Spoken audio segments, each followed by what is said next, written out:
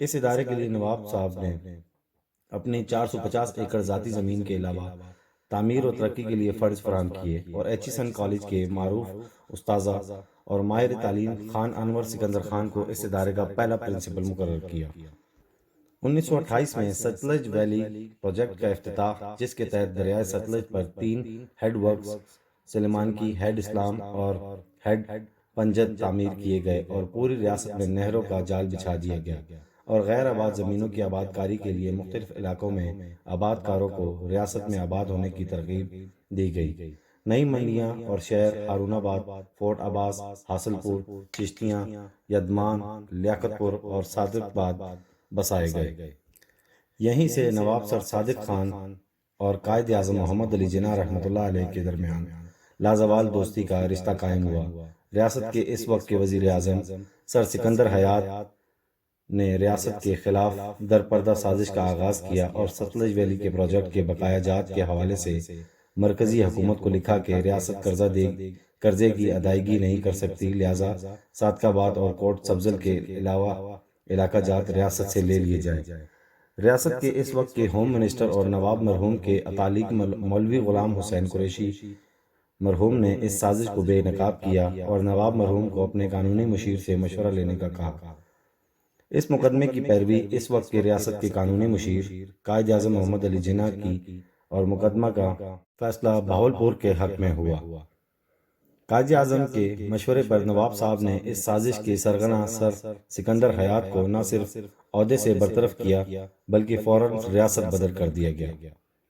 1930 میں سر صادق خان نے ریاست کپور تھلہ میں جامع مسجد تعمیر کروائی اور مہاراجہ کپور تھلہ کی فرمائش پر خود اس کا افتتاح کیا۔ 3 دسمبر 1930 کو سر راس مسعود وائس چانسلر کی دعوت پر مسلم یونیورسٹی علی گڑھ کے سالانہ کنونشن کی صدارت کی اور اس وقت 1 لاکھ روپے کی خطیر رقم بطور عطیہ عطا کی۔ 28 دسمبر 1930 کو انجمن حمایت اسلام لاہور کے سالانہ جلسے کی صدارت کی گئی اور گرانقدار مالی امداد کی گئی۔ اپریل 1931 میں طبیبیہ کالج دہلی کے کنونشن کی صدارت کی اور گرانقدار مالی امداد کا اعلان کیا۔ اس کے علاوہ برصغیر کے طول و عرض میں نواب صاحب کی طرف سے کیے جانے والی تعلیمی اور رفاہی اقدامات میں بے شمار ہیں، جن میں سے چند کا تذکرہ کیا جاتا ہے۔ 1908 میں ندوالعلماء لکھنؤ کے لیے نواب خان نے والدہ محترمہ کی طرف سے دی جانے والی 50,000 روپے کی مالی امداد کی جواب میں علامہ شبلی نعمانی نے شکریہ کا خط تحریر کیا، جو محافظ خانہ محکمہ دستاویزات بہاولپور میں محفوظ ہے۔ پنجاب یونیورسٹی اولڈ کیمپس کا سینٹ ہے، جہاں اس وقت university college of information technology قائم ہے۔ سر صادق نے تعمیر کرایا اور اس عمارت کی پیشانی پر آج بھی نواب صاحب کے نام کی تختی موجود ہے۔ کنگ ایڈورڈ میڈیکل کالج کا بہاولپور بلاک نواب صاحب کی ایک یادگار ہے۔ اس طرح ایچیسن کالج کا بورڈنگ ہاؤس بہاولپور ہاؤس نواب سر صادق خان کی یاد ہے۔ جن تعلیمی اداروں اور رفاہی اداروں کی مستقل سرپرستی اور مالی معاونت کرتے رہے، ان میں انجمن حمایت اسلام لاہور، مسلم یونیورسٹی علی گڑھ، ندوالعلماء لکھنؤ، دارالعلوم دیوبند، مظاہر العلوم سہالپور، جامعہ عثمانیہ حیدرآباد دکن، جامعہ ملیہ اسلامیہ دہلی، انجینئرنگ کالج لاہور اور king Edward medical college Lahore خاص طور پر قابل ذکر ہے۔ مسلم university Aligarh, Osmania university Hyderabad Deccan, King Edward medical college, engineering college Lahore, Dow medical college Karachi اور داؤ انجینئرنگ کالج کراچی وغیرہ میں بہاولپور سے تعلق رکھنے والے طالب علموں کے لیے علیحدہ نشستیں مختص تھی۔ ریاست کی طرف سے لاہور کے بہاولپور ہاؤس اور کراچی کے الشمس میں طالب علموں کے لیے رہائش کا انتظام تھا اور ان کو وظائف بھی دیے جاتے تھے۔ 27 فروری 1934 کو نواب صاحب کی اعلیٰ تعلیم خدمات کے اعتراف کے طور پر رجسٹر پنجاب یونیورسٹی ڈاکٹر وولز نے بہاولپور آ کر صادق گڑھ پیلس میں منعقدہ تقریب میں انہیں LED کے اعزازی ڈگری دی اور 1935 میں ہی کوئٹہ کے زلزلہ زدگان کے لیے امدادی ٹرین روانہ کی۔ اسی سال فریضہ حج کی ادائیگی کے لیے تقریباً 100 افراد کو اپنے ساتھ لے گئے۔ سامان کے لیے جو فوجی گاڑیاں اور موٹریں بحری جہاز پر لے گئے تھے، سب سعودی حکومت کو بذور تحفہ دے آئے۔ مسجد نبوی میں قیمتی فانوس لگوائے۔ اسی سال جولائی میں جامع مسجد دہلی کی طرز پر جامع مسجد الصادق کی اثر نو تعمیر کا سنگ بنیاد رکھا، جو اس وقت پاکستان کی چوتھی بڑی مسجد ہے۔ جامع مسجد کے اخراجات کے لیے کثیر زرعی رقبہ وقف کیا۔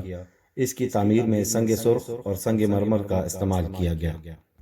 جمعۃ المبارک کا سب سے بڑا اجتماع جامع مسجد الصادق میں منعقد ہوتا اور بلا تخصیص مسلک سب لوگ جامع مسجد میں نماز جمعہ کی ادائیگی کو ترجیح دیتے تھے۔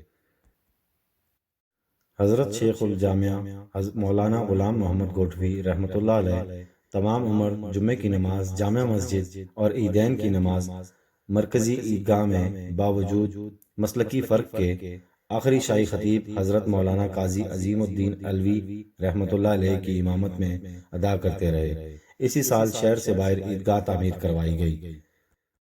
ماہرین علم و فن، ادباء، شعراء اور علماء کی ہمیشہ قدردانی کی جاتی رہی، چنانچہ قائد اعظم محمد علی جناح رحمۃ اللہ علیہ اور علامہ اقبال رحمۃ اللہ علیہ بہاولپور کے قانونی مشیر رہے۔ سر شیخ عبد القادر مدیر مخزن 1942 سے لے کے 1946 تک بغداد الجدید ہائی کورٹ بہاولپور کے چیف جسٹس رہے۔ ابو الاثر حفیظ جالندری بطور درباری شاعر بہاولپور میں ملازم رہے۔ 1943 میں نواب سر صادق خان کی سرپرستی اور سر عبد القادر خان کی صدارت میں Sadiq Egerton college S E college میں آل انڈیا مشاعرے کا اہتمام کیا گیا، جس کی 3 نشستیں منعقد ہوئی اور برصغیر کے طول و عرض کے نامور شعراء کرام نے اس میں شرکت کی۔ نواب سر صادق خان کے مطابق دبیر الملک الحاج عزیز الرحمن عزیز نے پہلی بار سرائکی کے قادر الکلام صوفی شاعر حضرت خواجہ غلام فرید کا کلام دیوان فرید ترجمہ اور تشریح کے ساتھ 1942 میں عزیز المطاع پریس سے شائع کیا۔ ریاست کے طول و عرض میں موجود بزرگان دین اور اولیاء اللہ کے مزارات کی تعمیر اور مرمت کی گئی۔ 1950 میں صادق ایجرٹن کالج میں علمی سائنس کانفرنس کا انعقاد کیا گیا، جس میں دنیا بھر سے سائنسدانوں نے شرکت کی۔ اس موقع پر سائنسی نمائش کا بھی اہتمام کیا گیا۔ 1952 میں پیرا میڈیکل اسکول، نرسنگ اسکول اور ایل ایس ایف کلاسز کا اجرا کیا گیا۔ اس سال علامہ شبیر احمد عثمانی کی سربراہی میں ریاست میں تعلیمی اصلاحات اور نصاب کو جدید خطوط پر استوار کرنے کے لیے کمیشن قائم کیا گیا۔ بہاولپور میں حج کے موقع پر 3 ماہ کی چھٹی ماہ ایڈوانس تنخواہ دی جاتی۔ بہاولپور کی حکومت کی طرف سے مکہ اور مدینہ میں سرائے موجود تھی، جہاں بہاولپور کے حجاج کے لیے مفت رہائش اور خوراک کا انتظام ہوتا تھا۔ آخری عشرہ رمضان میں تمام مساجد میں حکومت کی طرف سے مرمت اور سفیدی کی جاتی تھی۔ اسی طرح ہندوؤں اور سکھوں کو بھی اپنے مذہبی تہوار اور مسلمانوں کے مساوی حقوق حاصل تھے۔ دوران تعلیم وفات پا جانے والے ملازموں کی بیواؤں کو اور نابالغ بچوں کے لیے پینشن مقرر کی جاتی تھی۔ بہاولپور اور ڈیرہ نواب صاحب میں یتیم خانے قائم کیے گئے، جہاں مفت رہائش، خوراک کے علاوہ ذہین طلبہ کے لیے وظائف کا بھی اعلیٰ انتظام موجود تھا۔ اردو اور سرائکی کے معروف شاعر اور مصنف پروفیسر عطا محمد دلشاد کلانچوی مرحوم ٹیکنیکل ہائی اسکول کے سابق پرنسپل عبد القادر جوہر اور کئی مشاہیر نے یتیم خانے میں پرورش پائی۔ بہاولپور میں مہاجرین کی آباد کاری کے لیے نئی وزارت قائم کی گئی، جس کے ذریعے مہاجرین کو ریاست بہاولپور میں باعزت طریقے سے آباد کیا گیا۔ الغرض ریاست بہاولپور صحیح معنوں میں دارالسرور تھی۔ امیران بہاولپور، خاص طور پر نواب سر صادق خان نے صحت عامہ کے حوالے سے قابل قدر خدمات سر انجام دیں۔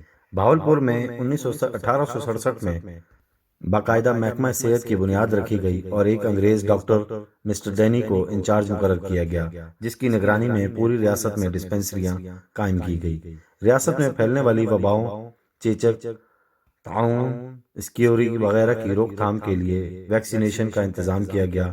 بہاولپور میں اسکیوری کی وبا عام تھی، جس کا سبب زیر زمین پانی میں سلفر اور آرسینک کی زیادہ مقدار تھی۔ سر صادق خان نے اس کی روک تھام کے لیے ہنگامی اقدامات کیے۔ میٹھے پانی کے کنویں کو دبائے گئے۔